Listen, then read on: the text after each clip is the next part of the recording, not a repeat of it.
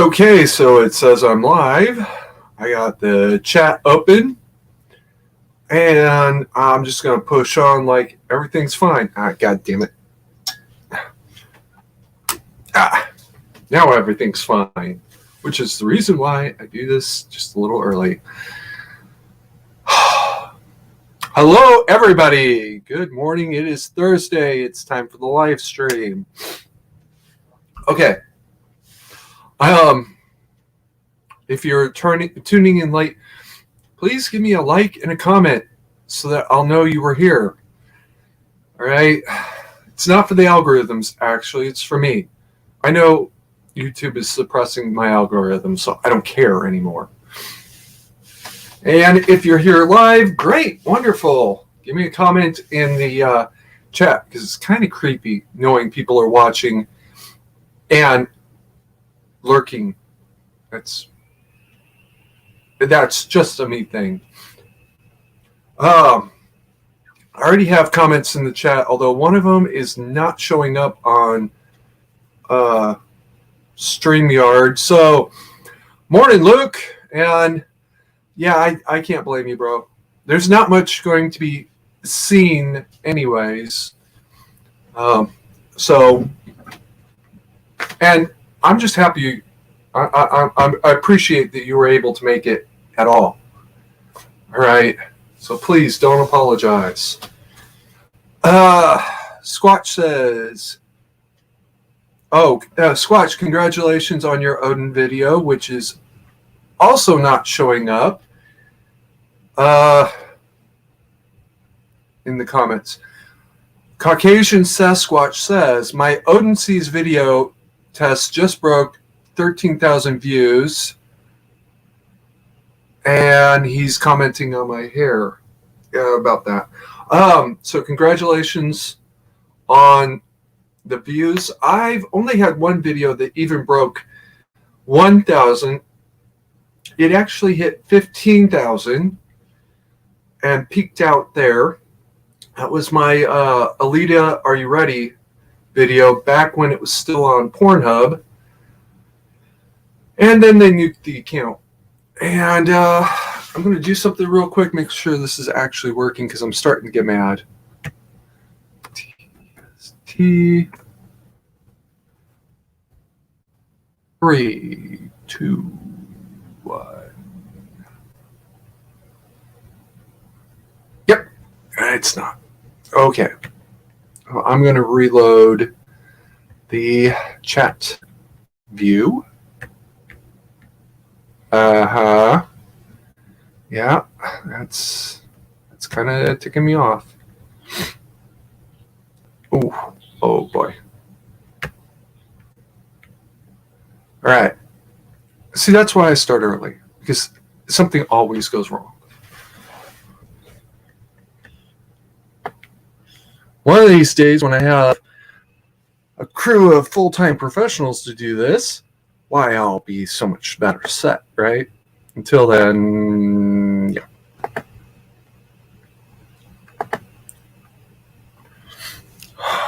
Windows. Share. They're showing up now. That's not what I want.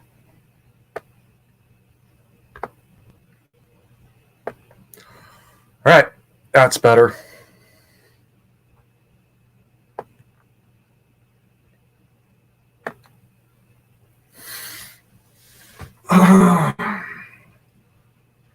And we're still not quite at 0800.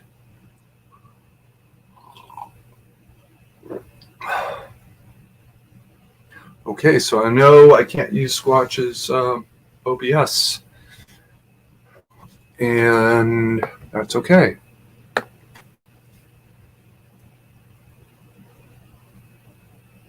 All right. And now we are officially at 0800 with everything appearing to work correctly. Yay! All right. I want to get through the bad news first. First piece of bad news. I got revenge porned. Me and a now very ex-girlfriend made a video together. She uploaded it to Facebook, and I think one of the other members of that group, in a private group, and I think another one of those members downloaded it and re-uploaded it. It's out there. It's done. There's nothing I can do to unring the bell. And to be perfectly blunt, I'm not going to bother. It's, first of all, it doesn't look like me. And second of all, if I point it out and say, hey, I want that gun, that'll just make it worse. It'll draw more attention to it. So it's out there. I'm over it. There it is. Okay. Hello, Alpine. Still waiting for that email, honey. Please. Okay? All right. And a sad announcement. The Carey household has, or the Carey family rather, we lost a beloved member of the family last week. Puppy Carey has gone to be with Mama Carey and to be her tripping hazard from now on.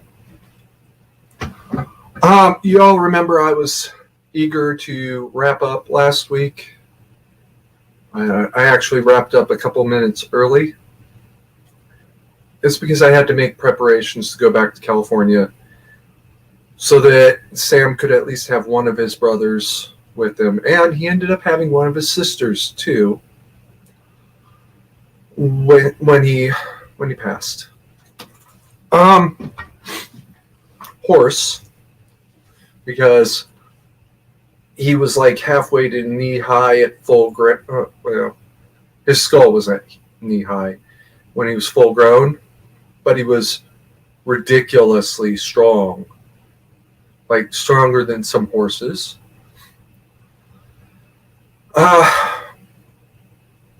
The veterinarian thinks that he was 18, maybe even 19 years old. He was clearly having some serious mental issues. And yeah, it was time. It was time. Horse, you were a great dog. We all loved you. Even your propensity to be a tripping hazard. We all loved you, bud. Go be mommy's tripping hazard now.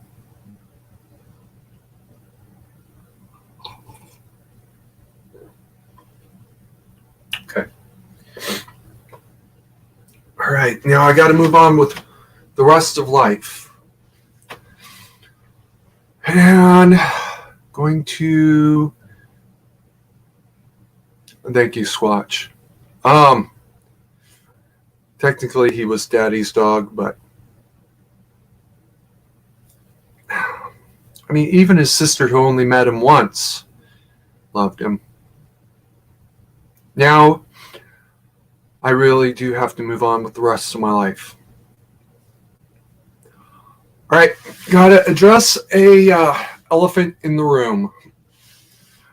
I say that if you're an adult, at least, and you're not somebody that we can all stand back and objectively look at and say, this guy shouldn't have a gun, or at least shouldn't have it right now, you should be required to carry a gun when you're in public. That's actually not a complicated concept. And yet this week there was a shooting at Timberview High School, Arlington, Texas. All right. First of all, this would meet my definition, at least, for a mass shooting.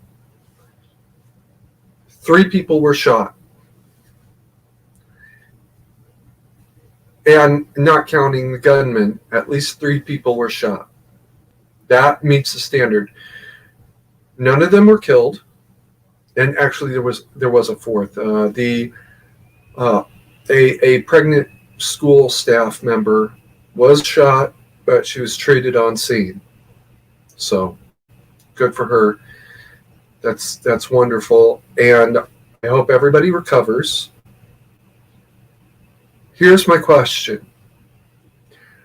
Schools have been gun-free zones since I was in high school. All right. I remember because I was in high school, a freshman at the school I attended at the time, and there were still guns in some of the students' vehicles out in the student lot. And I'm thinking, wait a minute, those aren't supposed to be there. I didn't say anything at the time because, well, it's out in the truck. Who cares? And then the word came down that the rules are changing for the district, not just the school, but the whole district. Okay, all right, that's going to stop next year. And then I think I was a junior in high school when the law was passed. And thinking back to my old school where that would have gotten somebody in trouble. I guess they got ahead of the curve. Okay. Schools have been gun-free zones since I was in high school. Yeah? So why did it not work? Don't you know? Schools are gun-free zones. You're not supposed to have one there.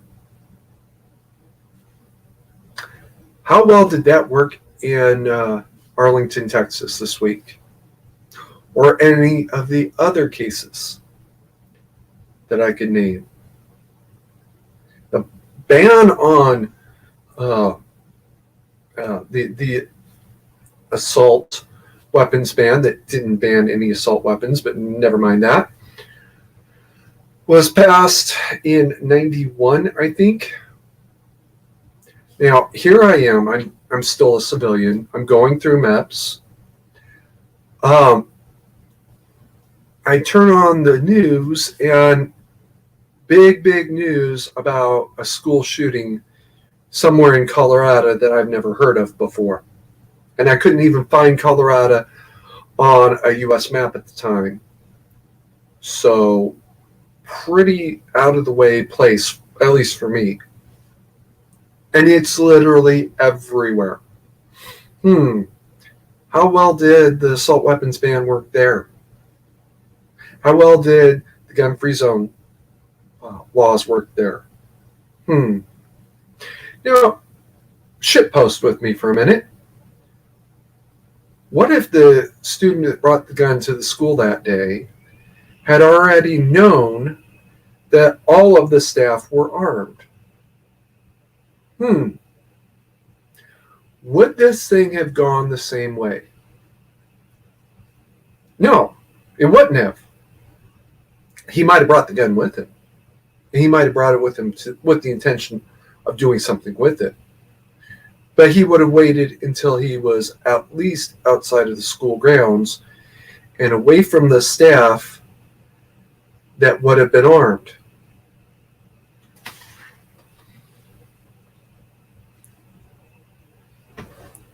That's the real, guys. You may not like it. And to be quickly blunt, I don't like it either. I don't like the idea of mandatory carry myself. Any more than I like a whole lot of other things we have to do based on real and objective and measurable results. Yeah. But it is what it is.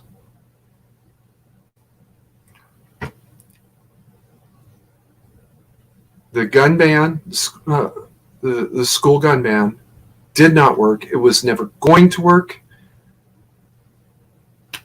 And there it is. All right. I'm trying something new, so bear with me if I get a little distracted over here. Now, I Well, I did a couple of new things today. All right. Hopefully that works better. One of the things I did, pin post, is a link to the stream. If you think you can fight me, come on in.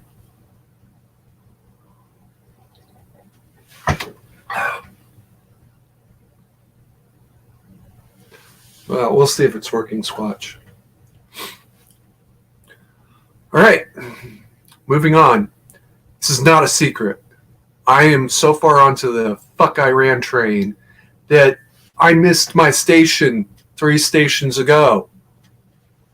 I know this. And I know people that are out there that just really hate me for it. I'm okay with that, too.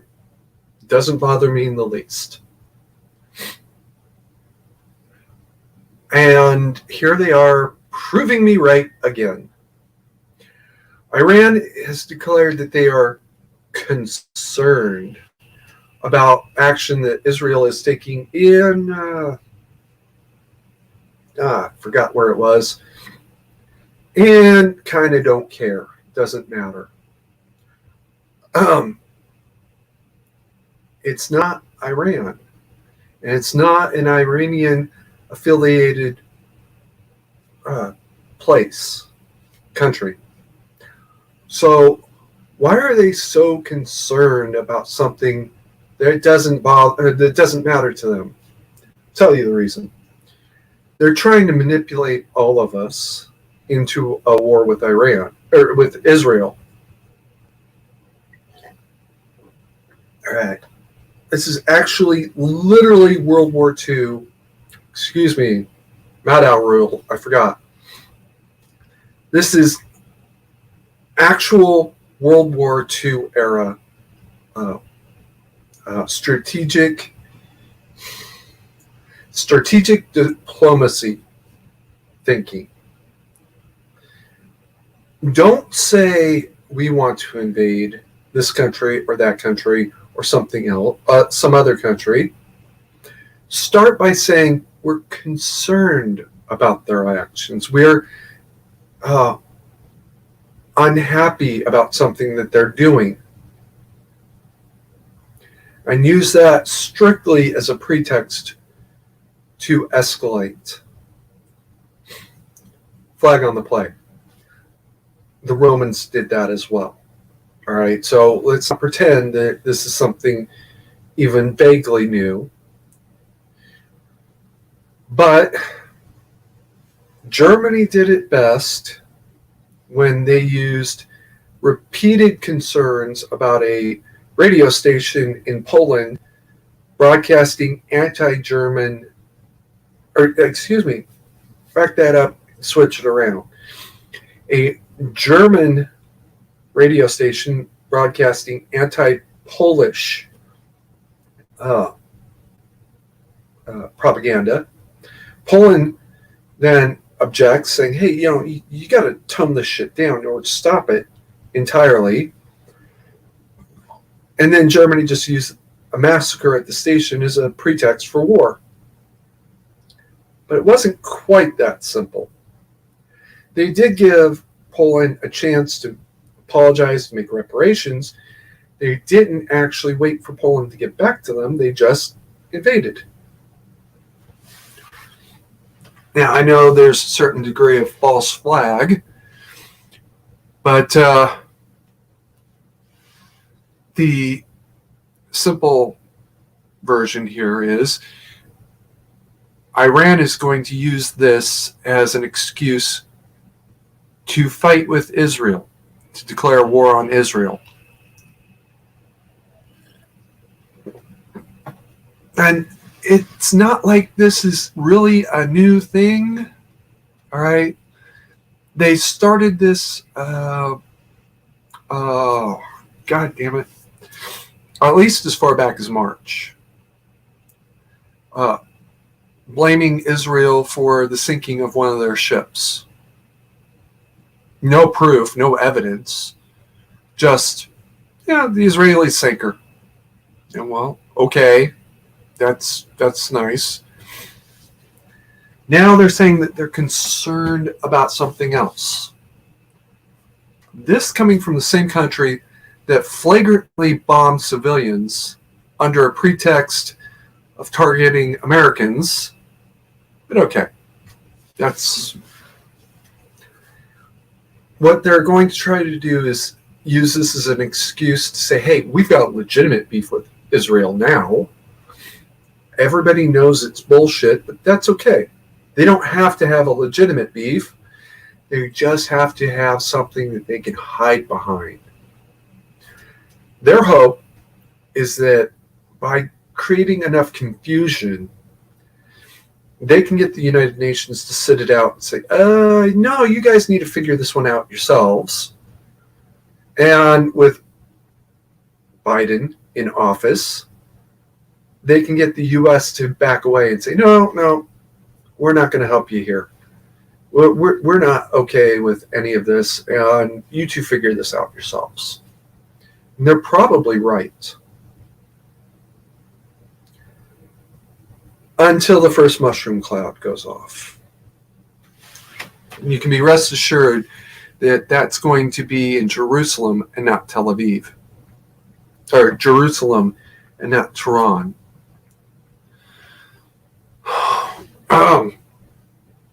And that's just the way it is. How many times have I said, watch Iran, guys? They're getting ready to go there. Okay. On to the next issue.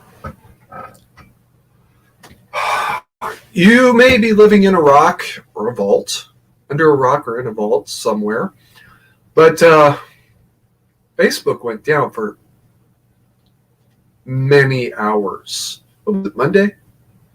I'm sorry, I'm pretty much off Facebook because I got thrown in Facebook prison for a month over a dead link. And a link that at the time was fine. All right. I've even been. These videos used to be up on Pornhub because Pornhub was touting themselves as a First Amendment advocacy, and they knew that YouTube was coming after gun channels, so they reached out to the gun community. Said, "Hey, come on in. We'll give you shelter." That lasted about a year and a half, and then they kicked us all out under a pretext of unverified accounts. Yeah, okay. Well, whatever.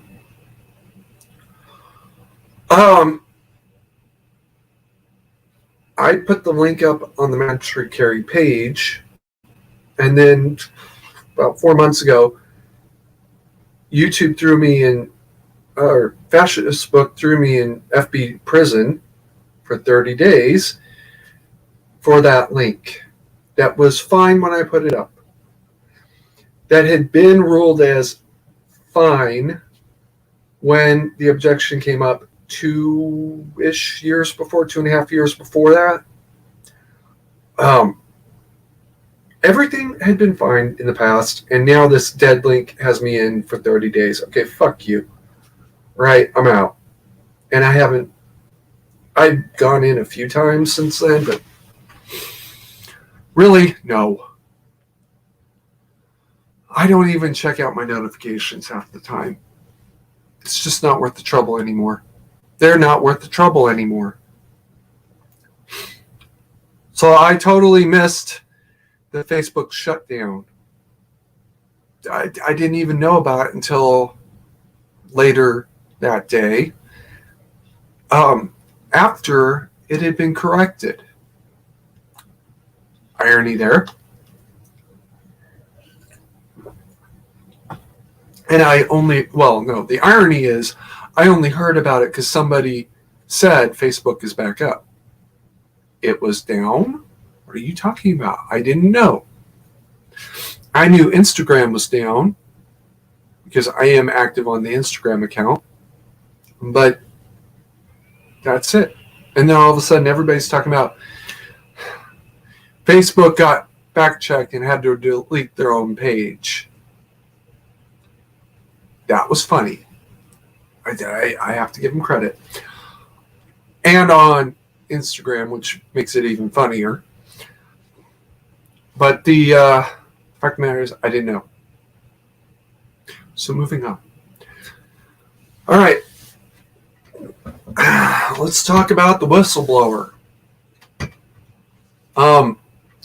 This is not my opinion, right? This is based on the opinion of Viva Free, who's actually an attorney, right? And has passed the Bar Association for Montreal.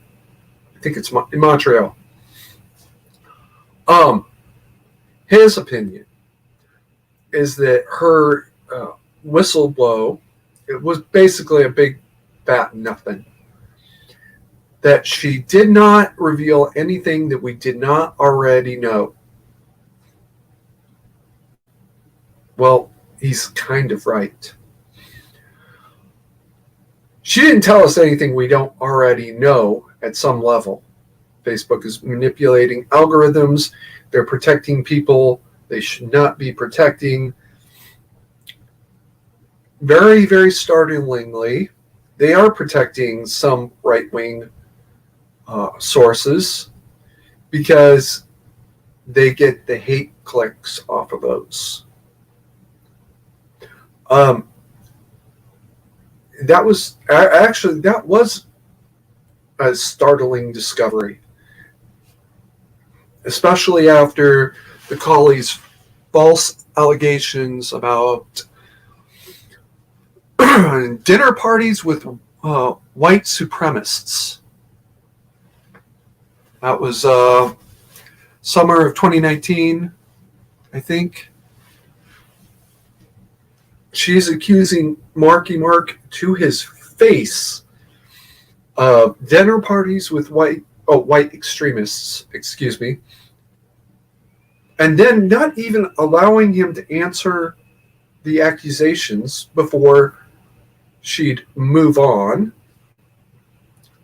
And now all of a sudden it turns out she's accidentally right. That must be awkward for her.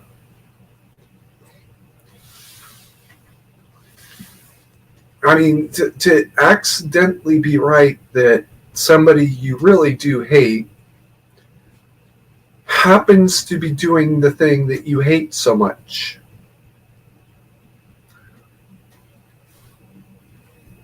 The documents that the whistleblower produced don't actually prove anything that we hadn't already suspected or known. And a few people were able to prove what's going on.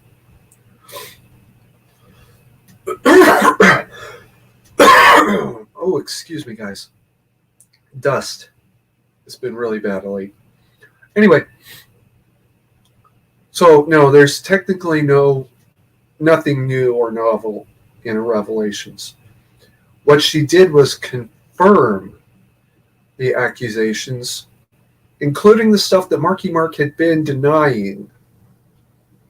That was new, that was novel, and that was very much worthy of being revealed. This is also at least the second person who's tried to go public with fascist book crimes. And I said crimes. I didn't say torts. I said crimes. Things that if you or I did, we'd be in prison for.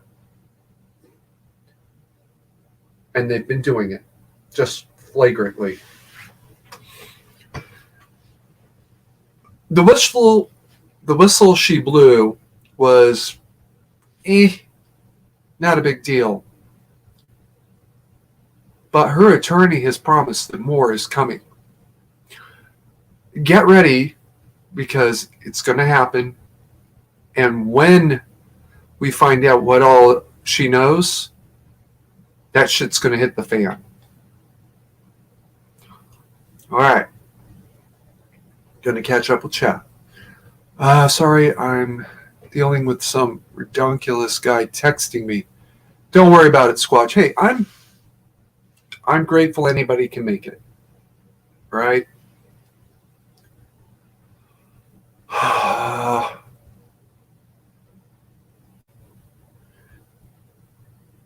Squatch says no, but I'm not exactly sure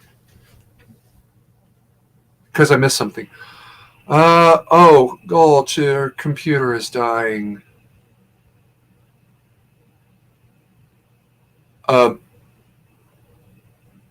Yeah, what the fuck?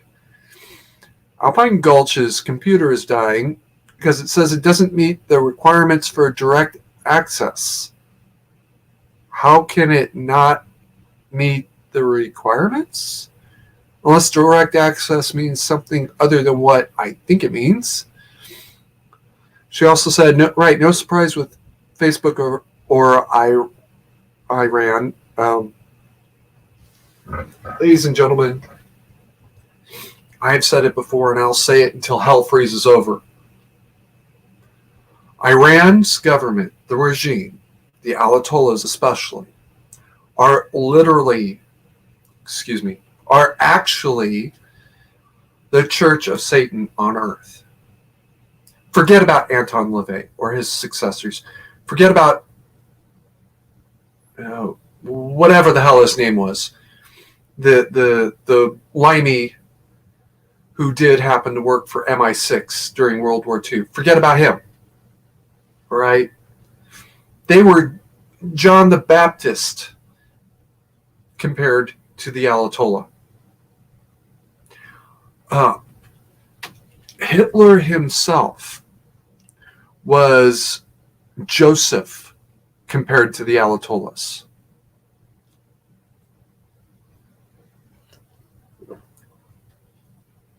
That's the real. The Ayatollahs are literally, fucking Rachel Maddow again, strikes again, are actually the Church of Satan on earth. And that's it. Funny thing, it doesn't really matter which of the big three religions you follow. You can be a Christian, a Muslim, or a Jew. They all have the same story. Interestingly enough, so does like a half a dozen others, including the Zoroastrians. Once upon a time, there was one God. He created earth, and then one of his angels turned against him, rebelled, was cast out into hell, usually. The first thing, and that angel rebelled because he did not like being told to respect God's work. And ever since then, he's been pissed. He's wanted us all gone. Here's a way to do it. The Iran plot, as some people have derisively dismissed it, goes like this. Satan creates a kingdom on earth. That kingdom then somehow gains complete control over the world and suppresses any attempt at scientific advancement that might lead to us leaving Earth. Flash forward a few billion years, actually about a half a billion years. Saul will be dying. That's our son. Saul will be dying. In its final moments of spasm, it will expand to a point where its outer perimeter is about halfway to Jupiter, and we will all be completely immolated. If we are lucky, there will be a rock where the Earth once was. We will probably not be lucky.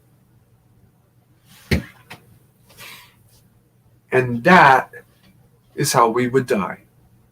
and Satan would have finally won his little battle. It takes several billion years, but whatever. That is literally the war we are caught in the middle of. We have to step up and fight that war.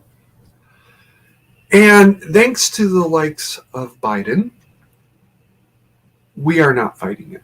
We're not even trying. And that is unfortunate.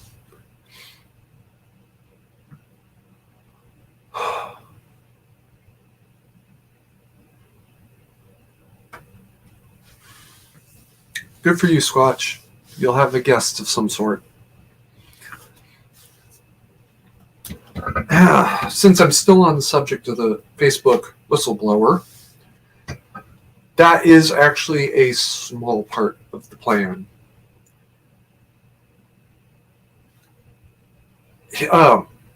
Nazi Germany was an attempt to gain complete control of the world.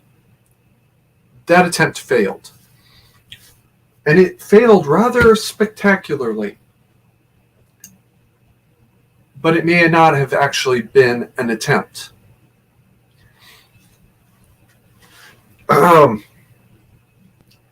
There's a common fact of the rap world.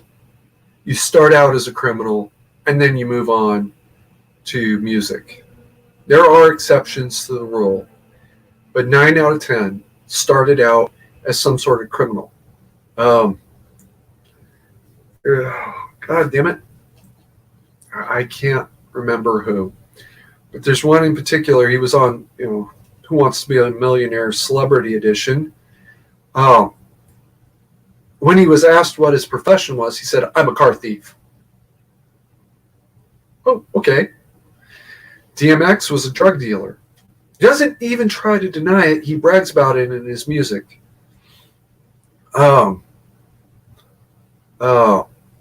The entire Run DMC crew were gangbangers. That's the real.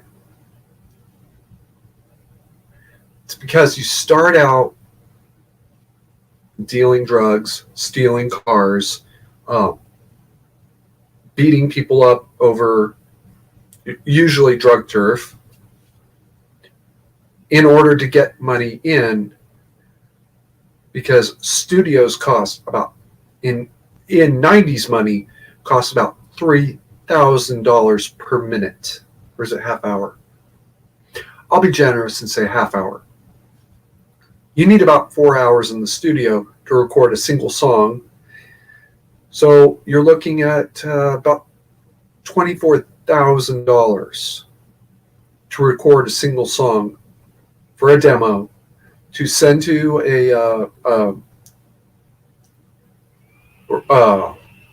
recording company, to maybe get an invite to a recording studio on their dime.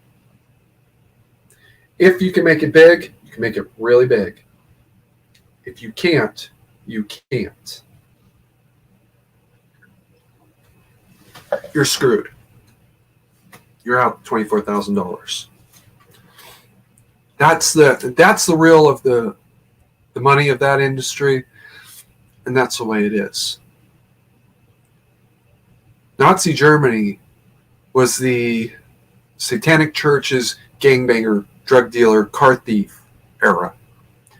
They literally robbed Europe of every last penny they could get, and then shipped as much of it out as they could.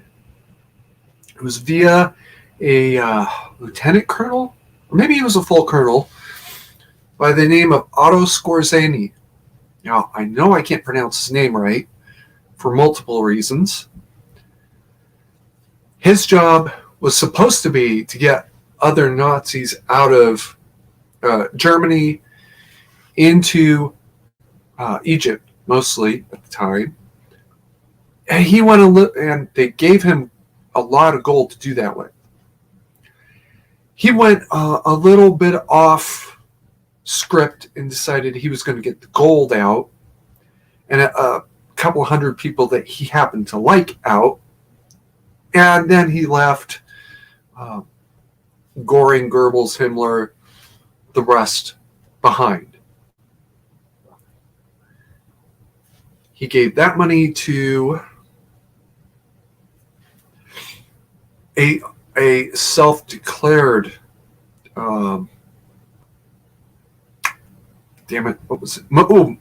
Mufti by the name of al-Husseini. I forget the man's first name. Al-Husseini. I forget the man's first name, and I don't care. It's not important here. Al-Husseini then used that money to start his own little empire that became the Ayatollah Khomeini, the self-declared Ayatollah Khomeini.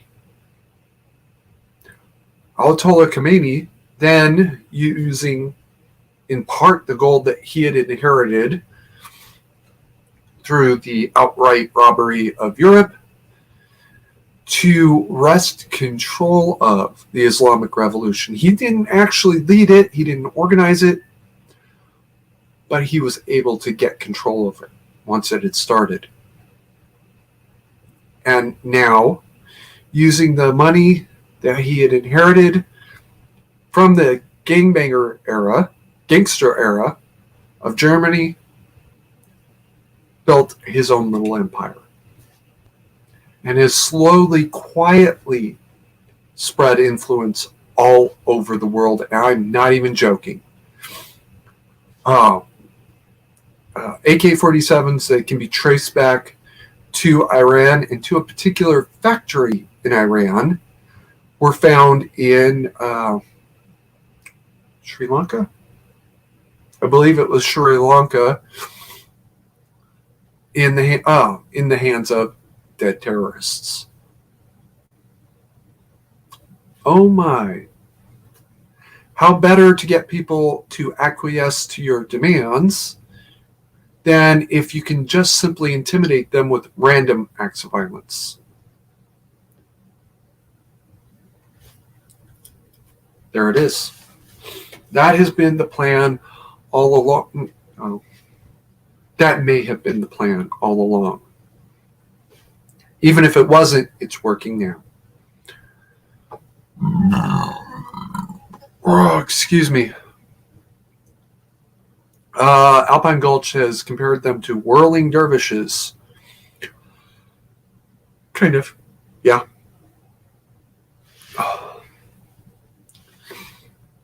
Facebook ran a lot of interference for Joe Biden during the campaign.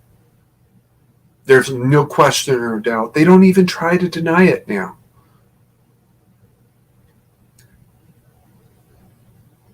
Joe Biden is controlled by Tehran. The entire DNC is controlled by Tehran. Their attempts to hide it are at best disingenuous and at worst really pathetic. And it's been working. It really has. I'm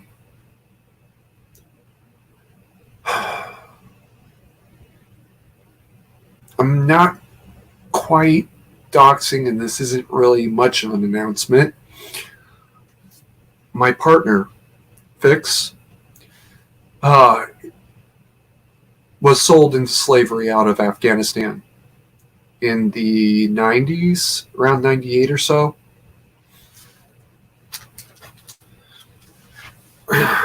She, because she was 14, I think 14 at the time, well, she thinks 14 at the time, she was sold to a sweatshop somewhere in the Bay Area, San Francisco Bay Area. Her cousin, who was sold with her, was sold into the sweatshop. Her mother, who was part of that package, was sold to the sweatshop during the day and a brothel at night. She was actually sold as a sex slave. And Fix was on her way to end up in that same brothel. 2 more years, or be in the U.S. for 2 more years. she would have been sold as a 16-year-old into a Bay Area brothel. That is the truth. If she were able to defend herself right now, she would be telling you that that's not written in stone. And I'm telling you objectively from the outside looking in, yeah, that's exactly what they would have done with her. And they wouldn't have cared that she was 16. That would have been a selling point. And it's a good thing I have my phone on mute right now because she's mad. I can tell you that already.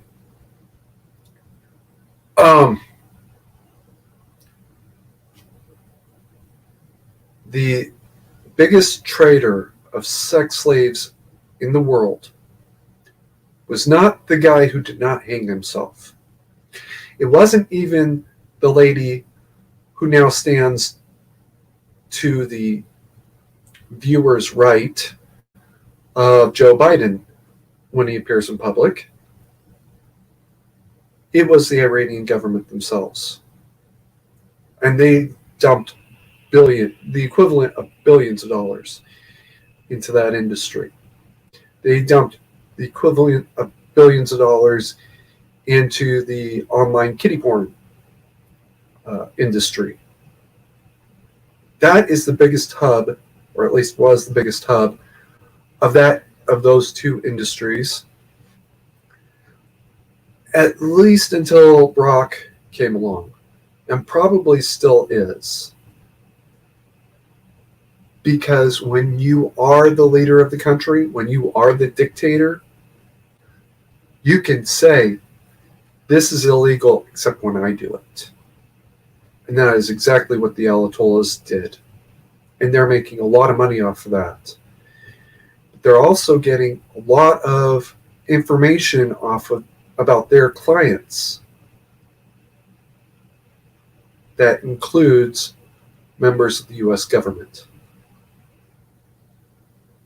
You do for us what we want, or we'll tell the whole world that you bought sex slaves, kiddie porn, drugs, that you smuggle guns around the world, that you're this, that you're that you're everything else in the world. You will end up in prison and out of office,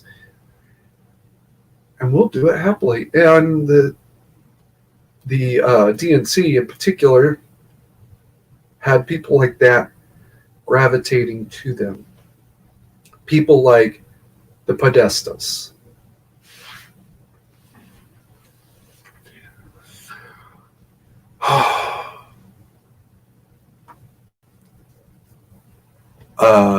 Okay. Opengelt says, wow, gonna need a drink for this. Yeah. Yeah, you should see what I sound like when I am drunk. New name, Occupied Till I Come. If you have a thing for young females, look no further than Instagram and TikTok. Funny thing about that, all you're going to get is pictures. And yeah, that's highly inappropriate, right? I'm a radical rationalist. I step back, even when it conflicts with my religious views.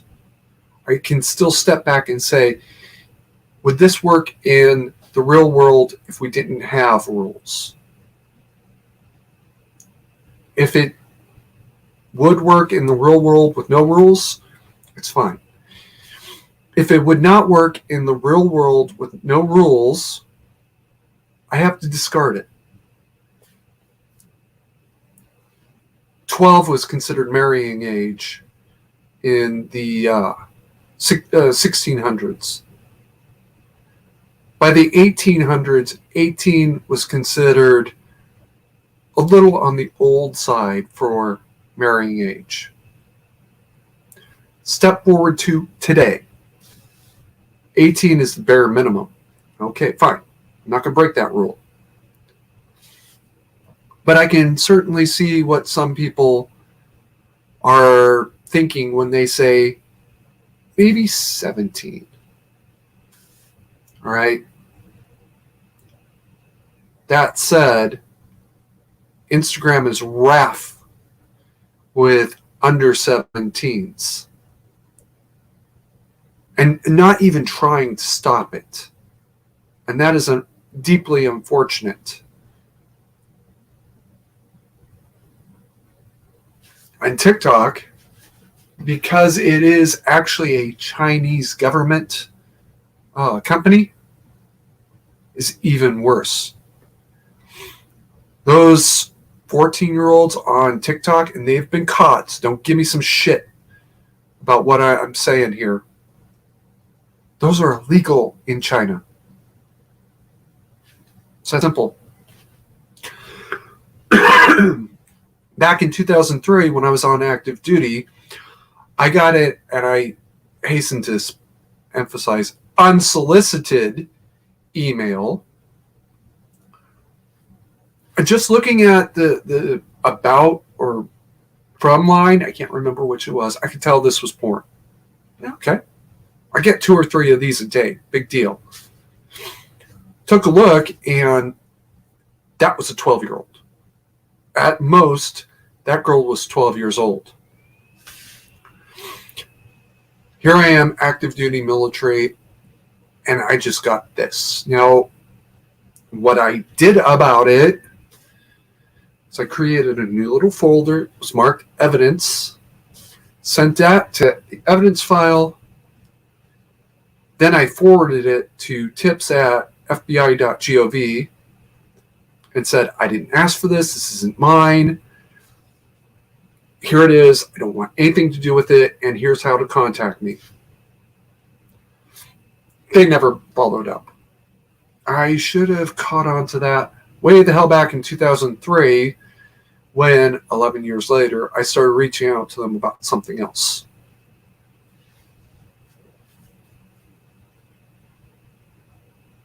So yeah, unfortunately, Occupy Till I Come is right.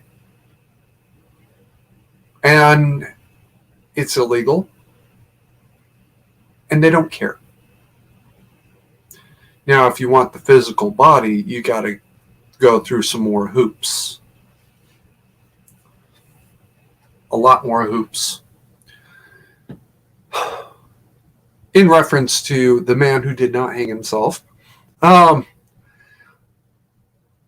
reason he's dead, he was told to do one thing in particular, to build this place where the people that were like that could go and hide if things got too hot.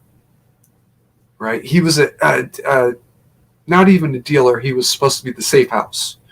And he started sampling product, and he was getting caught. The problem with recruiting him to begin with is he was the sort of guy who would sample product. Don't hire that sort of guy to meet your interests. But they did anyway. When he got caught, he had to be dealt with.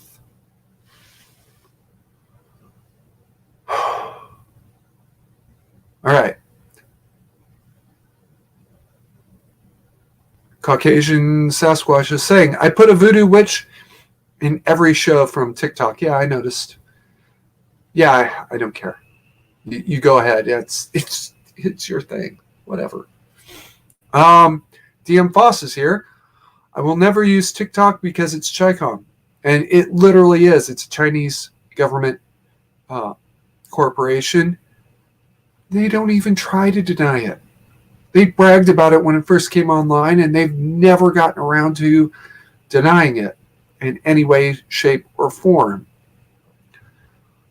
I don't even know the URL for TikTok, although I would assume it's tiktok.com. And the only time you'll ever see any of their videos is when I can download it from somewhere else.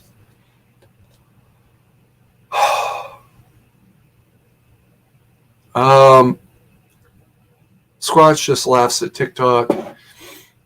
Alpine apparently got kidnapped off to TikTok by Squatch.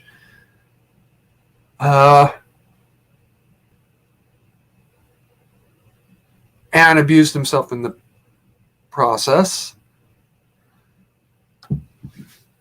So it is what it is. I'm sorry, Gulch. Everybody tried to warn you, honey. What do you want me to say? All right. So yeah, Iran manipulating for war is tied to the Facebook whistleblower. It's kind of a circuitous route around the edge, but it is a direct road. Okay. And on the subject of the Facebook whistleblower, a news anchor by the name of Megan Gray signed off apparently Monday, very cryptically saying, I don't know where my future with this company is going, and I will see you all when I see you next, or something to that effect. And nobody quite understood what was going on until the next day when she didn't come back. And then the day after that, when it was announced that she had left the station. I don't know if she was fired. I don't know if she quit. But it's because she refused to take the jab. It's getting to that point. The jab is related to the bioterror weapon that was unleashed on the world. And to be perfectly blunt, I believe Iran made it. I'm coming to the conclusion that perhaps China let them do it, not thinking that it would be... Their attitude towards Iran was the same as that asshole outside O'Malley's that Fix had to shut down with some very, very vulgar language. The 15 September story, for those of you that are following along for a while, she shut him down. She got us thrown out of the bar for her trouble, but she did shut him down. They figured Iran couldn't do anything with this, so we'll just give it to them and let them play with this little toy. And Iran proved to be much more competent than China dismissed them as. But that's also the same kind of thinking that led to so many Americans saying China created the virus and then lost control over it. As I've been calling out the raging racism in that theory, the idea that the Chinese are smart enough to create it, but not smart enough to control it? Are you people stupid? The story has been changing, that it was deliberately released. That story doesn't make any sense either, but let's go with it a little bit. At least the story is changing now. I know people are talking about the Fauci email leak, and I dismissed it. Barely sightseeing. All right, I did read about 5 pages worth, or 5 screenshots worth. And all it really shows us is that Fauci knew how it could be done, right? I know how to rob a bank. I've never done it. I've had weird fantasies about it. I'll never do it.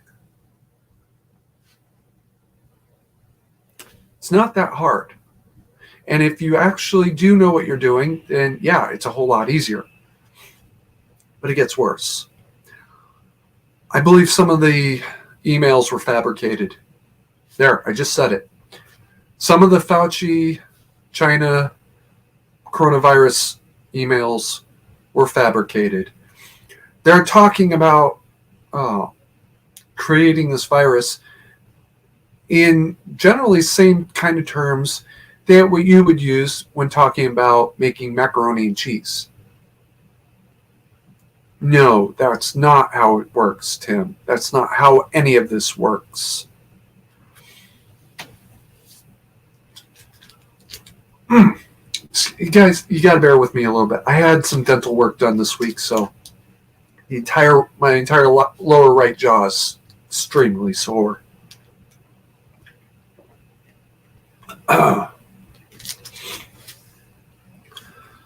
You don't just put a pot on to boil it or cook at 128 degrees for 30 minutes and then drop a chemical into it and suddenly you have something. That's not how genetics works, in case you hadn't noticed. Genetics are a lot more complicated than that. And the same people who are saying China made it and deliberately released it are also saying, and it's genetic manipulation. Well, okay, pick a story. Either it's as easy to create as macaroni and cheese, or it's genetic engineering. One or the other. And you're trying to tell me that it's both of these because of those emails? Fuck you. I don't have time for that.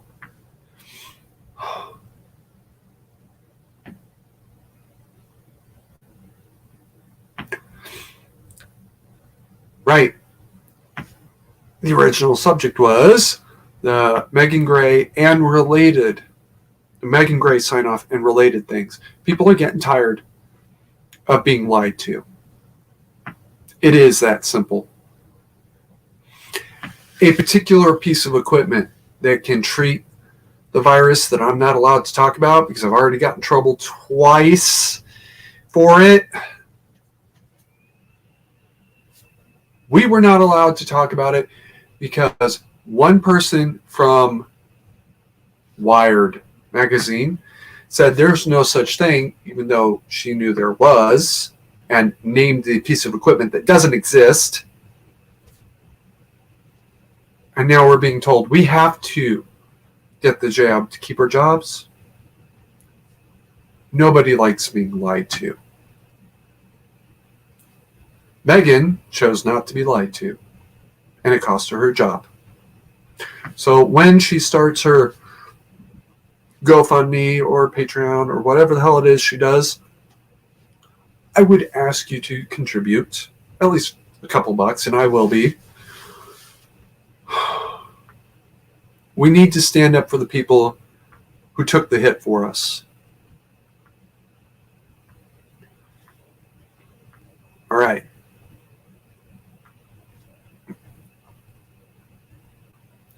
The next subject, I'm barely an hour and I'm almost all the way through everything. That sucks. It's conspiracy theorists. Actually, I'm going to do something. I'm going to catch up with the chat first. All right.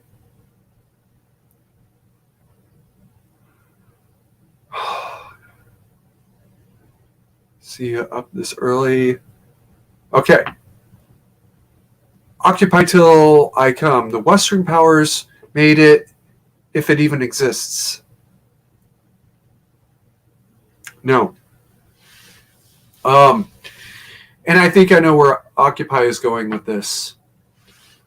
The idea runs like this, and this happened. I can't put it up on YouTube, but this happened. October of 2019, a certain doctor whose name is very, very well known as a liar and a thief was on a panel with two other individuals, a male and a female. It's bare minimum. And they were talking about vaccinations and new generations of vaccinations. The other male that he was on this panel with said something about a new generation of vaccination that you could literally 3D print at home. Okay, that doesn't sound right to me. And I'm thinking as of 2019, that doesn't sound right to me, but maybe someday in the future, 100 years, maybe, I don't know.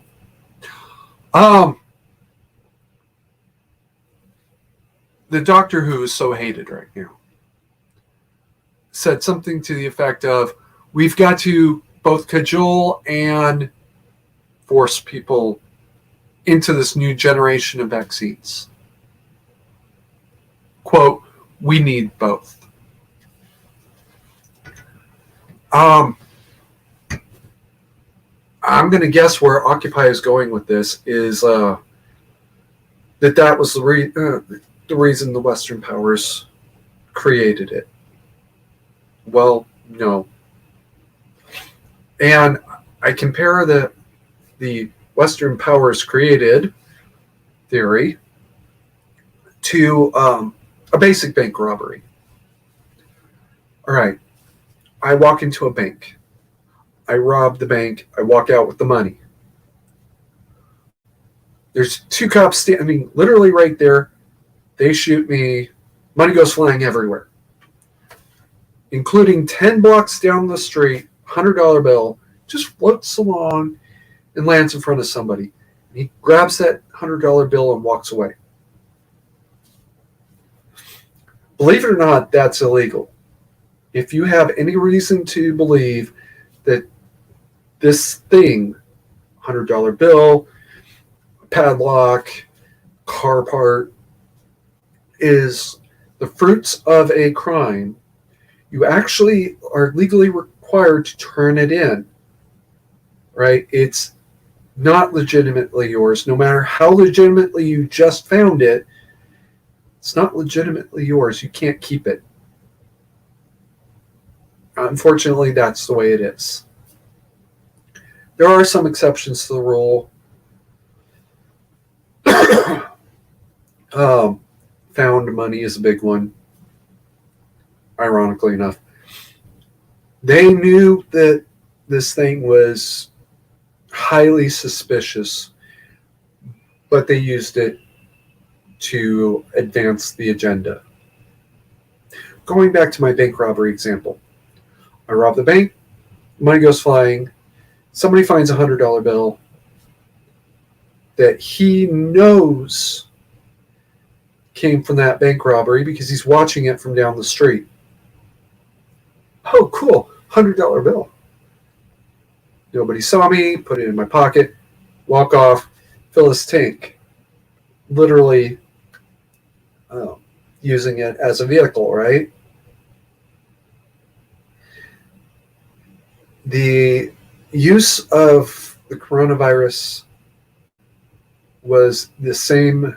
It was the $100 bill of the analogy. I committed the crime. The fruits of the crime was the $100 bill or the pandemic or whatever you want to call it.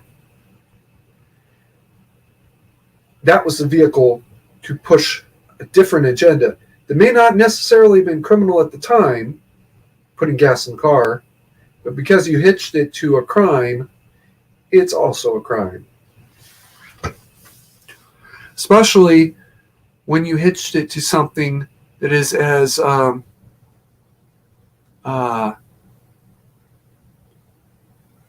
problematic as the vaccine has proven to be.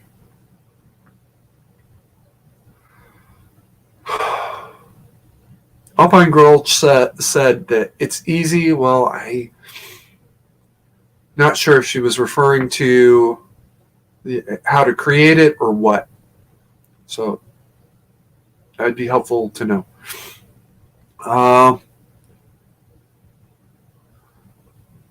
Okay, Squatch, hold off on that thought. Email it to me. I can do you a lot more good there.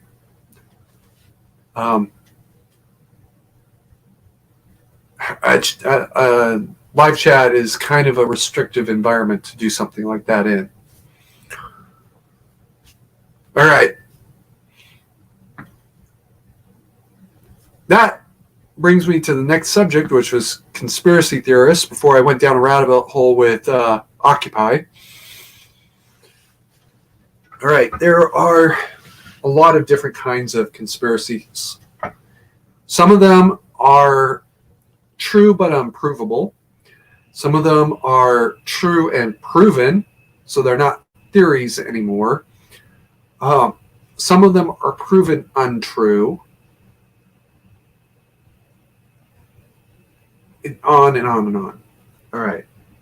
If you are touting a true but unprovable, correction, an unprovable theory, you need to have some sort of evidence to back it up. And that's a fair statement. If you can produce the evidence to back your theory up, people should at least be giving you 5 minutes of their lives to listen to it. All right, it's not that complex an idea, but apparently that's too complex for some people. If it's true and proven, it's not a theory anymore, it's a fact. All right. I want to lean into the proven untrue theories. If you are touting a conspiracy theory that has been proven untrue, especially one that was proven untrue on live TV, nobody should listen to you. And as you tout this theory, they should then consider your other theories with more than just a grain of salt. Over the 2 years, I think it's been, that I've been on YouTube, I've had other people that I've had to follow away from. Usually it's just because they piss me off. There was one I did not think I would ever walk away from. All right. She was saying things that made a lot of sense. That's all the further I'll go is, yes, this is a female. She was talking about things that actually did matter. And some of the conspiracy theories she was talking about were true and either unproven or unprovable, or not without a whole lot of violence. And let's just go there. It would have required violence to find the evidence to prove the theories that she was talking about. More recently, she started talking about a provably untrue conspiracy theory.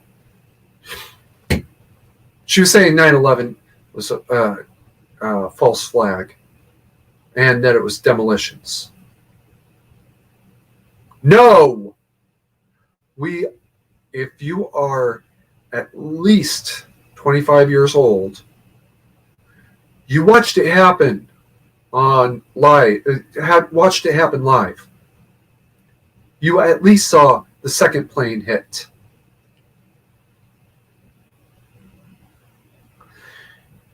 And that is actually the source of her complaint, that she saw a video that proved the second plane never hit. After 20 years, to tell me that nobody could have manipulated the real plane strike to look like no plane hit, that's bullshit. That's absolute bullshit. And anybody who goes and repeats this theory cannot be trusted.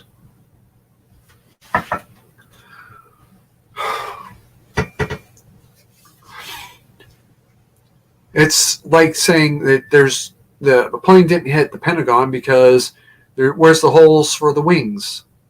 Oh, the wings sheared off when it hit the building. Thin aluminum hits steel and concrete. Which one wins?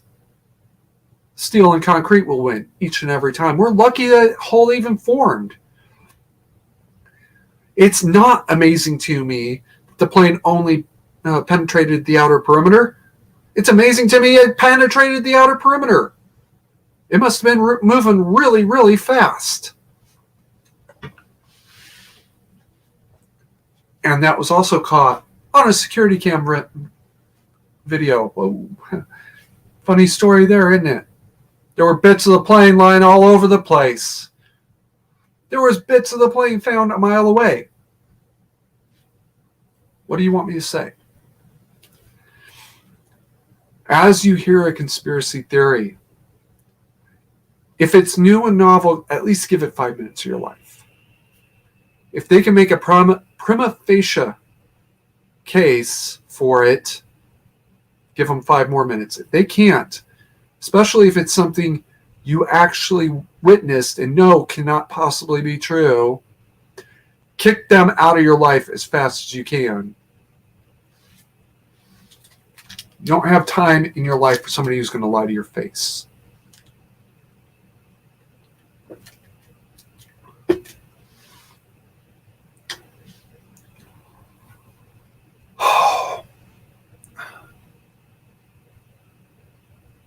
Okay, Alpine Gulch is saying DNA is easy. It's not that easy. It's not putting a pot on to boil easy, right? It's a little more complicated than that. A lot more complicated than that.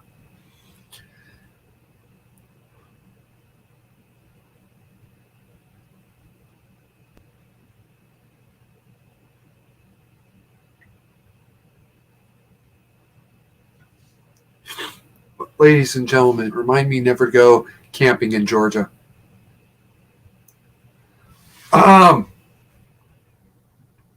Moving right along.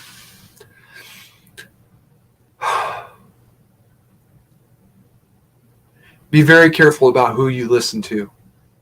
Because I know me listening to this individual is sooner or later going to bite me in the ass. Oh, didn't you share so-and-so's post? Yeah, you're right, I did. That was up until I realized she was lying to my face.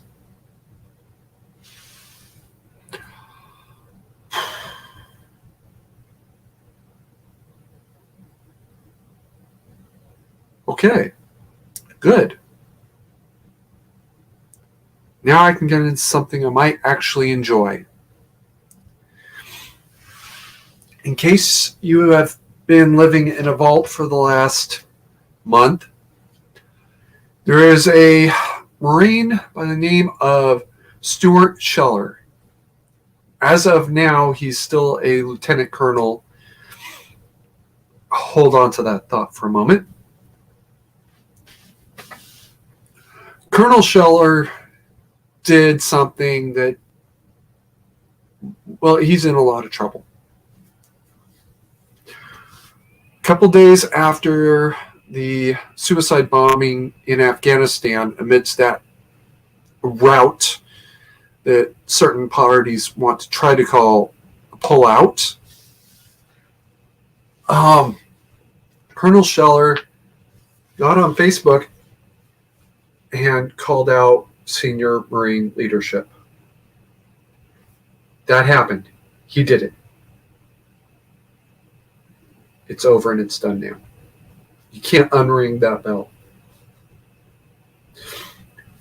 That's not actually what got him in trouble. He was ordered to stop doing that. And rather than stopping, he continued, thus disobeying a direct order. And he also dropped some F-bombs, which is conduct unbecoming an officer and gentleman. Colonel, good. You broke the law. That's true. This shit had to be called out months ago. This shit should have been called out before, well before the pullout started, the rout started. This shit should have been called, and some of us were calling it out, way the fuck back in August or September of 2020 when Donnie announced it. We are pulling out of Iraq. What? Excuse me, Afghanistan. What? Are you stupid? Do you want Iraq 2.0? Colonel Scheller may not have done so at the time because as a member of the military himself at the time, you have to enforce discipline within the troops, and one part of that is you got to stay professional all the time. You really do. For those of you who are familiar with the Star Trek film series, when Kirk and the rest of the Enterprise core crew got into real trouble and stood courts martial, it was for theft of Federation property, willful disobedience of orders, and two others that I can't remember. The circumstances surrounding it, including the rescue of a shipment, potential rescue of a shipmate who might still be alive, and the fact that they intercepted a actual terrorist and ended up having their own ship destroyed and stealing Klingon warship, which, by the way, is piracy under the circumstances. The charges against most of them were dismissed, but the sole remaining charge, failure to obey an order, was directed at Admiral Kirk alone. The president, I think he is, of the Federation, the judge, sitting there, and he says, I'm sure that the Admiral can understand the importance of obeying orders in the military. And Jim says, yes, sir, I do. That was the right answer. If he had fought them on that, he probably would have been in real trouble. Because he accepted responsibility for what he did, he received a really ridiculously light sentence. He lost his stars and got his eagle back. You know how many enlisted personnel go up and down between E4 and E6? There used to be a joke. If you don't make, or you can't make E4, E5 until you make E6. I've actually heard it said the best way to make E5 in the Army, the best way to make E5 is to go to Korea as an E6. That was Angel of Verdun that I've last heard it from. I'd heard it a couple times before that, but I got it from her. I was like, wow, you just said that out loud. So yeah, people do go up and down in ranks. It's rare with officers. Here's the thing. He offered his resignation and it was not acted upon. And now he's been released from the brig. The brig. As in, you're really actually in trouble. You're up there with people who have committed murder. Stolen tanks. Stolen a lot of money. Not just a little bit of money. Or not just a little bit of inventory. But a lot of money and a lot of inventory. You're in actual trouble here. And he was with those people. Rapists and murderers and embezzlers and tank carjackers, tank jackers.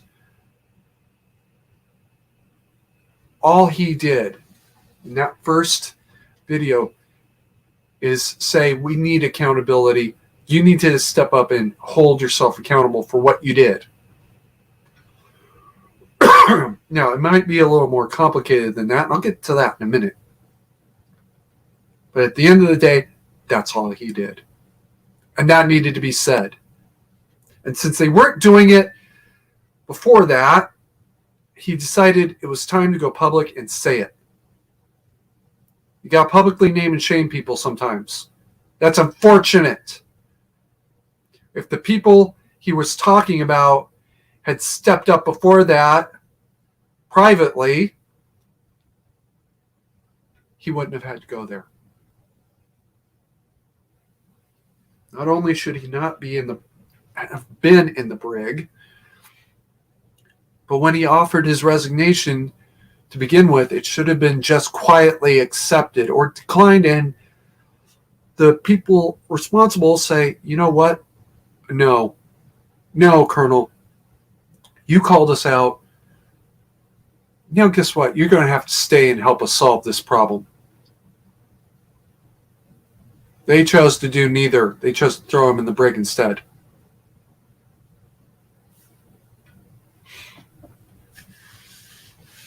The order to stop making videos was one thing, but the refusal to accept his resignation, that's a totally separate thing. And that order should not have been issued at all. One of the best disciplinary tools in the military is you made a mess, you're going to fix it. It's not even the stupid sweeping rain or sweeping water during the rain drills or sweeping dirt drills. It's, okay, you made a mess, you're going to stay here and you're going to fix it. You're going to figure out how to fix it on your own. Colonel Scheller's case, he didn't even make the mess. He just pointed it out. For that, he's being held accountable for other people's mistakes. The worst part is, not only were they just mistakes that could have been fixed, they may not have been their mistakes. And here we go. The other half of this rant. And because I am no longer in the service, I can say this very loudly. This plan should have never been put forward. Not by Donnie, not executed by Joe, not by anybody. There should not have even been a discussion about pulling out of Afghanistan.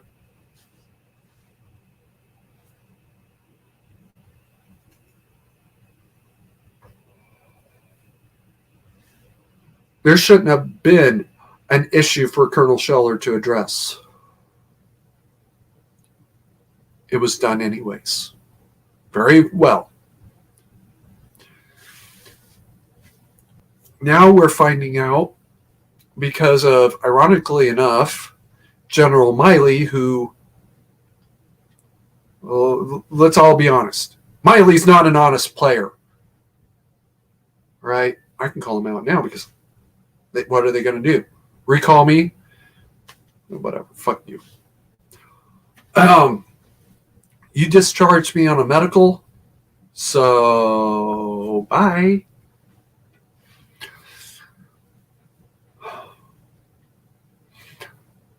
But General Miley is now claiming that no, that's not the way we told him to pull out of Afghanistan.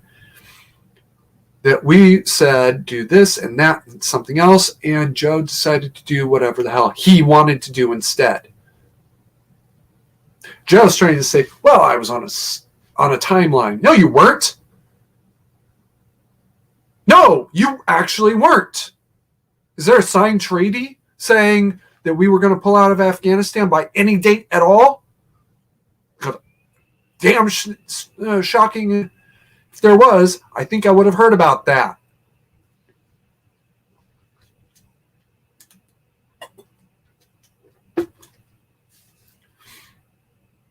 Even then, if such a treaty exists, I never heard of it, it would have been attached to conditions. This is Vietnam, South Vietnam pullout all over again. We made a deal with North Vietnam. We would pull out of South Vietnam if you did certain things, North Vietnam did those certain things, we pulled out, and then North Vietnam just undid all the things. They were supposed to pull their troops back 10 miles from the border, stand down their armed forces, and like 4 or 5 other things that they actually did for about a month.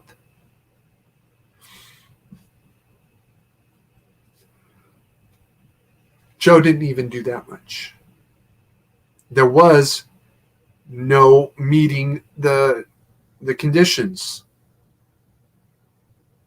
They never even tried. Taliban never even tried to meet any kind of conditions for a U.S. pullout. And I do remember Donnie saying beforehand that Bagram was not negotiable.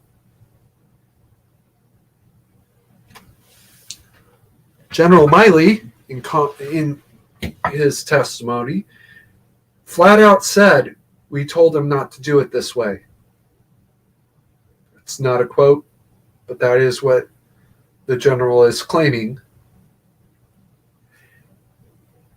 And here's Joe saying, "This was exactly what they told me to do." Well, one of the two of them is lying, or possibly both. Let's see who I believe less. The same guy who claims that he's as honest as a driven snow and been in Congress since before I was born, or the general who's sitting underneath that honest as the driven snow politician. Who do I believe less? Vote 1 for Joe and 2 for Miley. Vote now, vote often.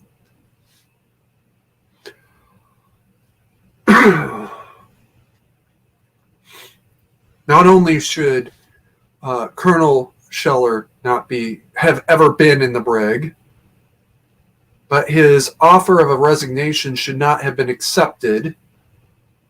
He should have been ordered to stay and help fix the mess that he found he did not make.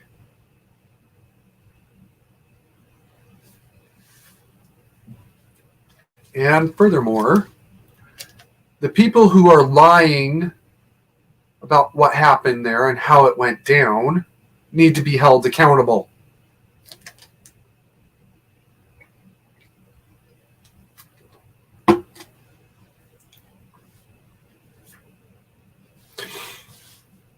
All of them. Colonel Scheller only at first said, "Step up and accept accountability." All I'm asking for is some accountability. You know what? Strangely enough, General Miley has accepted his accountability. It's that simple. He didn't accept it very well. He did make excuses for what he actually did.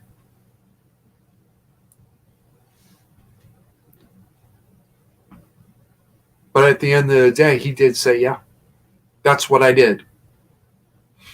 I abandoned Bagram Air Force Base because I was ordered to do so."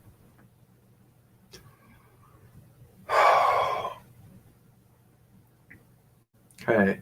Diemfoss says, Biden said the Afghan army could handle it because of the training and equipment. That's bullshit. That is exactly the same kind of thinking that Richard Nixon tried to hide behind in 1974. Yeah, 1974.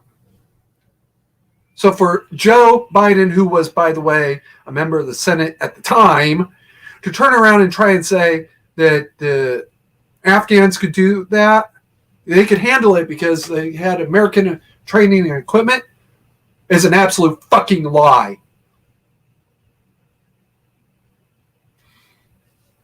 It has always been that way. That's the reason we're still in Germany now. Not we were still in Germany in the 80s when they reunified. We're still there now. We are there to be the backup for the German government should they be invaded. We're still in Japan, a country whose threat status is somewhat dubious, although it's changing now very significantly, to make sure that the next couple of countries over don't get the wild idea up their ass, hey, we could invade Japan, and who's going to stop us? The Americans? They're not there. We're still in South Korea now because the North Koreans know if we invade South Korea, the Americans are going to be very, very upset.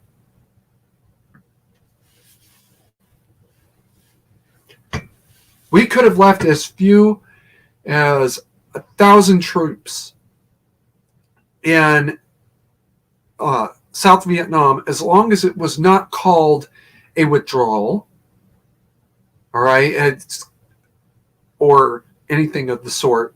We have a deal with North Korea. They swear they're going to stay on their own side of the border. They're going to leave North Vietnam. They swear they're going to stay on their side of the border. They're going to leave South Vietnam alone. And by the way, South Vietnam is still our friend. If anybody invades them, we will bomb the shit out of them. North Vietnam had learned the lesson. Americans were actually serious until they said they weren't anymore. And we have a deal with North Vietnam. We're pulling out of South Vietnam. See ya, bye. Oh, well, I guess that didn't work, did it?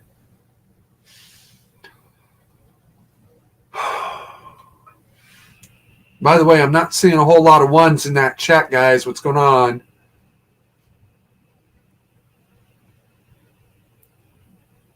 I mean, that chat should literally be exploded with ones right now.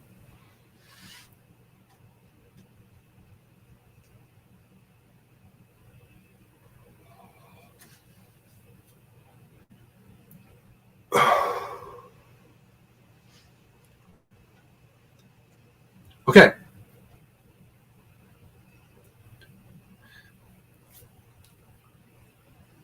Was Lieutenant Colonel Scheller a hero?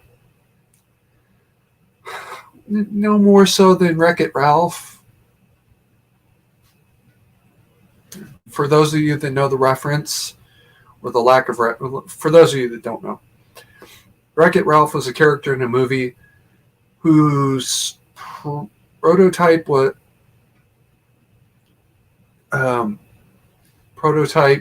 he was the villain of one story, and his job was to go break up the buildings so that the hero could go in and rebuild. Okay. Well, in another game, because apparently computer games are living things in that universe, an evil villain had taken over and built this new game around himself. And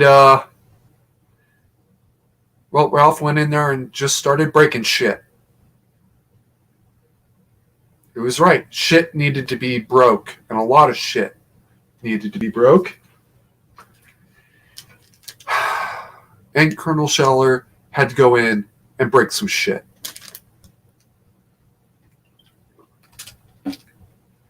In so doing, he may have ruined people's careers. That's unfortunate.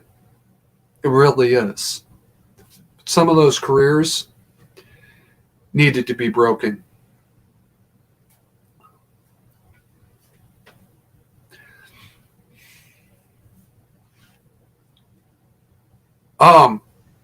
He's also a whole long way from the villain. Ralph was the villain of his own story. But in somebody else's story, yeah, he was actually the hero of the story.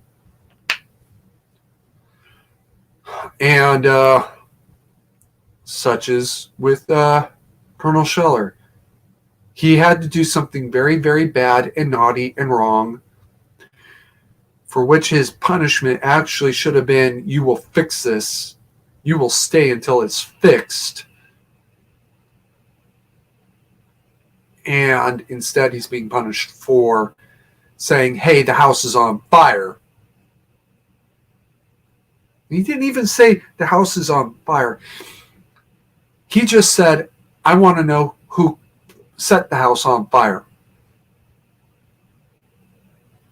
I want whoever set this fire to step up, and he probably knows the names.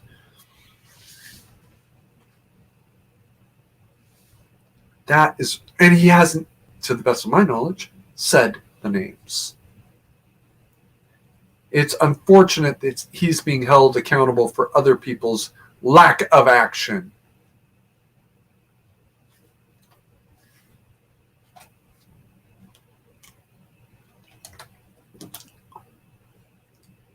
When he offered his resignation, it should have just been accepted. It's over. It's done. Colonel, thank you for coming to the party. We're sorry to see you leave like this, but it is time for you to go.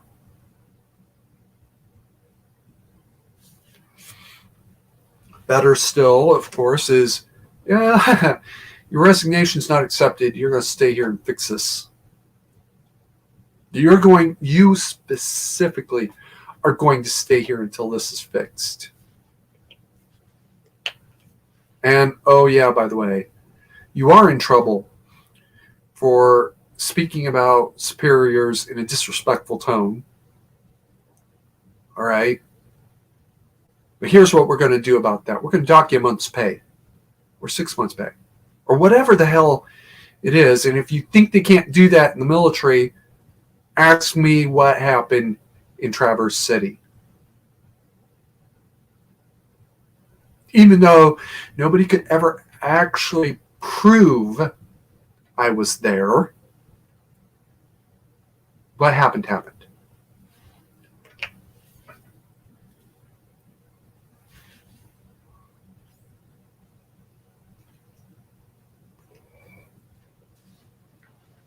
All right.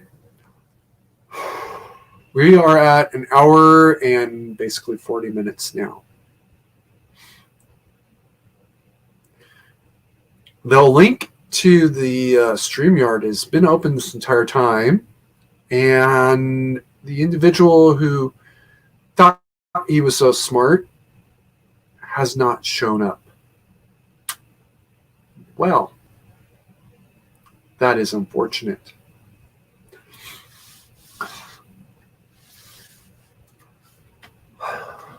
But I think I'm going to do this permanently from now on. Wow, maybe I've discussed this before, but the pinned post has a link. It's the link to the StreamYard. It's a link to StreamYard. I had a certain individual trying to tell me that he's so smart and he knows so much more about a couple of the issues that I've talked about today.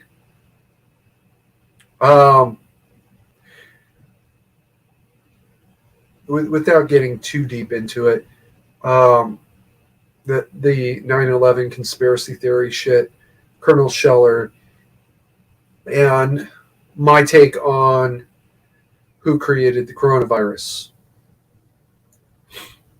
I actually told him, come on in, come on down. I even sent him a message on Discord about an hour before I started. I sent him another one last night. Both of them were the link to the StreamYard. Where are you, dude? Well, let me guess. You slept in. That must be it. You must have slept in for an hour and a half, bare minimum. Come on. Please don't try to bullshit me.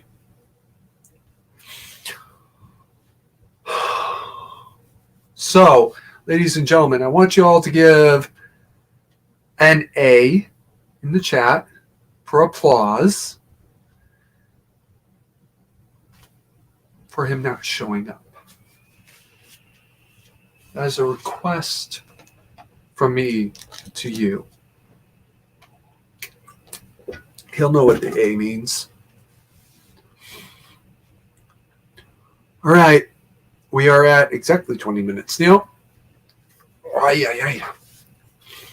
And I forgot to open up something, so I'm just going to have to read it as is. All right. I'm going to do a long read today. I used to do a section of Dataslav every live stream until I got to the end. Well, I'm going to try to remember to start doing that regularly. The Dataslav Act, Second Amendment Revision, National Mandatory Carry Act, effective a date. The Second Amendment of the Constitution of the United States is hereby repealed and replaced as follows. A well-protected public, being necessary to the security of a free state, the duty of the people to keep and bear arms shall be enforced strictly as provided for in this amendment. That's the preamble. You notice the changes from the actual Second Amendment as it stands now to the Dataslav Amendment, whatever you want to call it. It is literally verbatim until you hit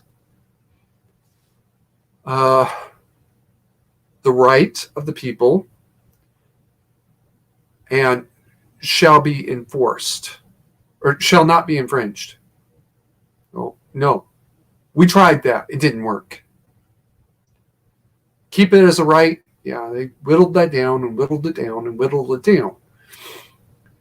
Ignoring the shall not be infringed whenever it was suitably useful. So, fuck you. Now it's time to make it a duty. I'm going to address two parts of the same shitpost.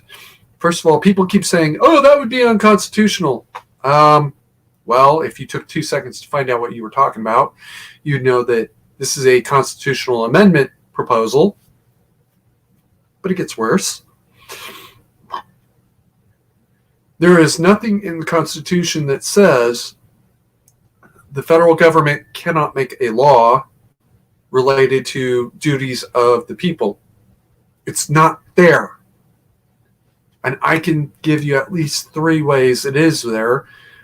But the low-hanging one that I'm just going to go with is that there is a militia clause, Article 1, Section 8. And it's actually there. It says the militias, that the president shall be the commander-in-chief of the armed forces and the militias. Okay? Later on, and I think this is in section or Article 3, is the necessary and proper clause. Necessary and proper clause says, well, it comes to this. They realized they aren't going to think of everything they ever will need, every law they'll ever need to write.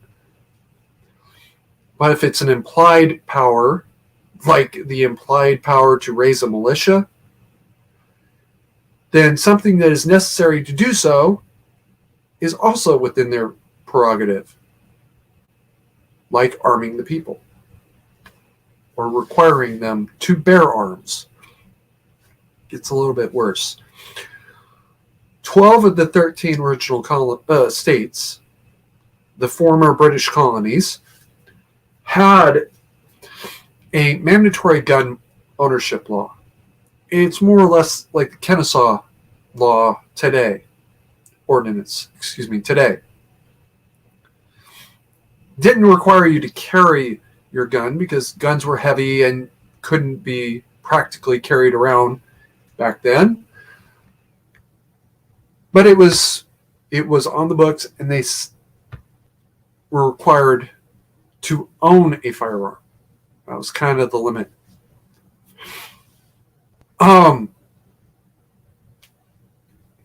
It's unnecessary power of the state to say, yeah, oh yeah, by the way, if you're a member of the militia, you have to have a gun.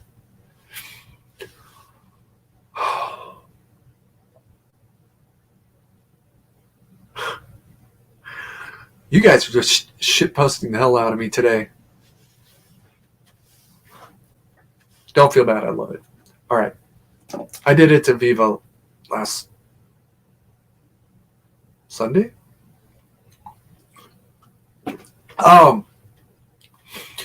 It is literally black letter law. It is there. Funny story about the militias. 10 U.S. Code, Section 246, defines the militias. There is the formal militia, the National Guards.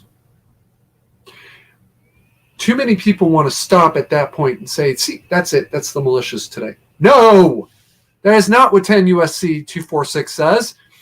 It says there is a second informal militia that is made of every male, I believe it says 18 years of age, who is or has declared an intention to become a citizen of the United States. Oh, you don't even know about that because you're lying. You didn't want to find out. You didn't want something to prove you wrong, so you ignored it. You hid from it.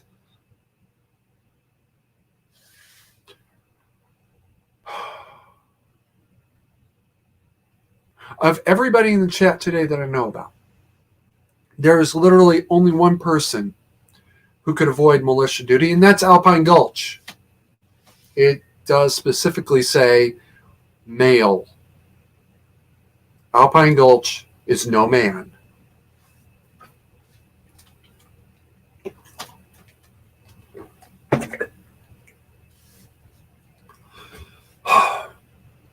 There you go. That is the implied power of the federal government to require you to keep and bear arms. The necessary and proper clause at work. That's setting aside the fact that this has always been about a constitutional amendment proposal. Right. So yes, it's actually by extension and probably pending Supreme Court ruling, already law. It's just never been worked. Nobody's ever tried before to say, oh yeah, you got to carry a gun. All right. Title I, to provide for the enforcement of the duty to keep and bear arms. The phrase, the duty to keep and bear arms, shall mean all arms in general and firearms in particular, with special attention for handguns and pistols in immediate possession, long arms and shotguns in vehicles and homes. I knew I'd have to keep this as broad as possible, right? And as a matter of fact, the word firearm probably is not the best choice, because when it got down to definitions and I was getting into the word, what does firearm mean? I realized that we're not going to be using slug throwers forever. Someday, very soon, this thing is going to be obsolete. Nobody's going to know what to do with it. It's going to be an archaeological curiosity, like those lead balls you can find at Gettysburg Battlefield, right? What do I do with this thing? I can't use it anymore. I know what it is, but I can't do anything with it. So I had to expand the definition of firearm. And as a matter of fact, I had to actually go in and change the definition later on, because it defined part of the definition was a tubular barrel. Well, wait a minute. What if it's not a tubular barrel? What if a firearm works by a ring of electromagnets, somehow focusing light beams down a square shaft, or some other crazy shit that I can't even begin to think of? Okay, I get it. I need to work on that. That's what I did. The phrase Mandatory Carry Act used in this act shall mean the provisions of this act requiring the bearing of arms. Okay, so that was the preamble and Title I. Yeah.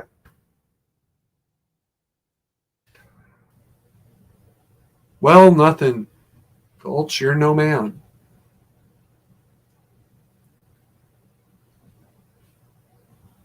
You're not held to that standard.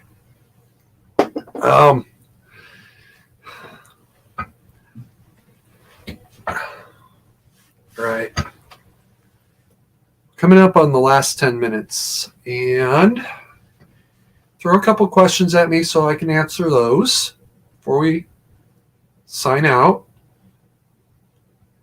And in the hopes that Chuckle Boy will suddenly appear.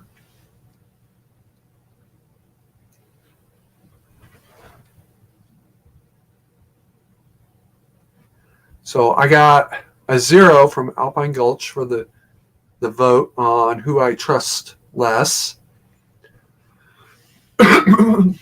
Sorry, guys. Joe, hands down. Not that I trust Miley. I don't. But I distrust him less than I do Joe. A lot less. I got an A from Squatch and an I from DM Foss and an at from Luke. Well, Luke's I know Luke's at work and he's got to focus a little bit harder on his job, so that might be his at. 4 viewers, that's not bad. Thank you. One question. Come on, guys. One of you's got to have something. Oh.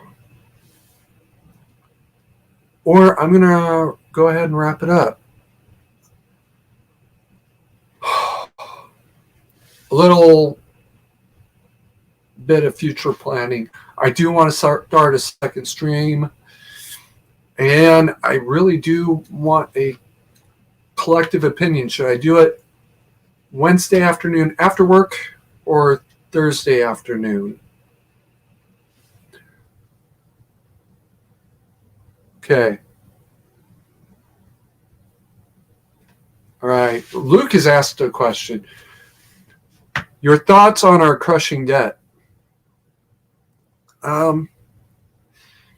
Alexander Hamilton described a public debt as a public good, but that's not what he said. He said a public debt properly serviced is a public good.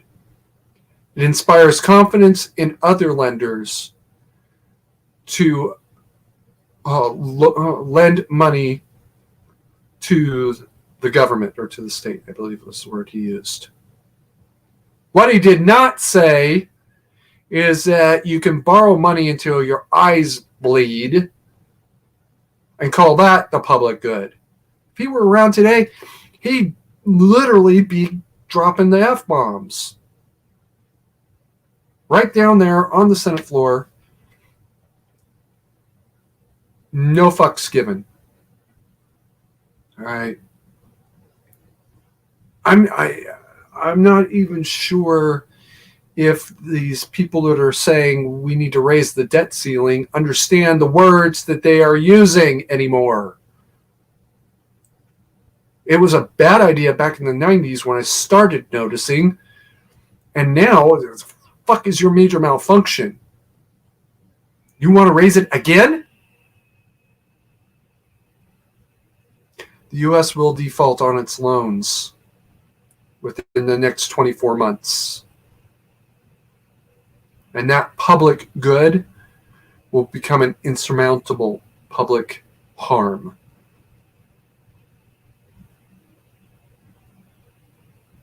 And Squatch wants to ask me about posting schedules. What about them?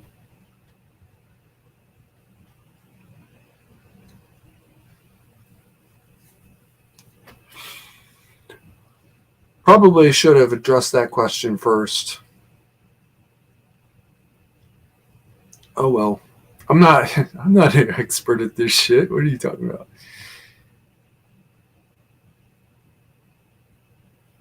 Oh, Squatch wants me to go live when it's convenient to me. Unfortunately, that kind of thinking is how I got into this mess to begin with. When I started this, first of all, it was first part of the pandemic. And second of all, I was working weekends. So everybody was free Thursday morning, myself included. How do I, I couldn't post on the weekends. I remember even thinking, it's not going to be like this forever. But it was starting to look that way. So maybe I should think about it on the weekend. I remember I tested it one weekend.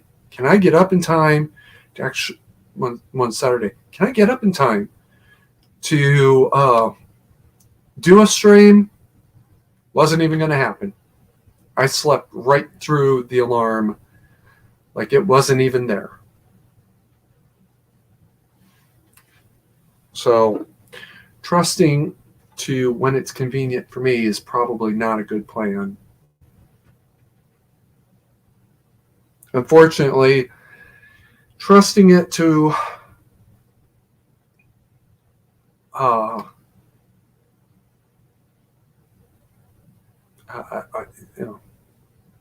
trusting it to when it's convenient for me is obviously not a good plan. The problem is revising it now because it's started is much more difficult. Adding to it over time. But I need to know when more people would be in. Wednesday or Thursday.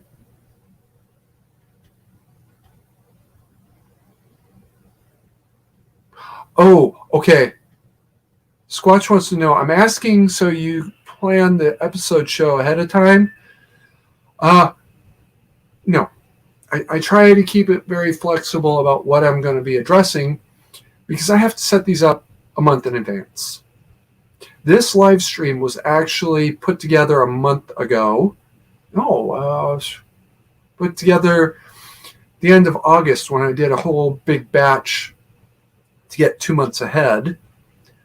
A month and a half ahead. And I'm still 1 month ahead now. So I can't actually predict what's going to happen 4 weeks from now or 3 weeks from now. So I just have it as a TBD for the time being. I do try to put together some subject matter the night before. And I usually remember. Also usually remember to send out messages saying, oh, by the way, I'm going to be on tomorrow. All right, we are at minute 59. Guys, I've been sitting still for 2 hours, so I do have to empty some containers, you know what I mean? And I'm going to go ahead and wrap it up now. Build your get-home bag. Be ready because it is coming. One way or another, it is coming. You're going to need that get-home bag before too long. And until next week, keep calm and manage to carry on.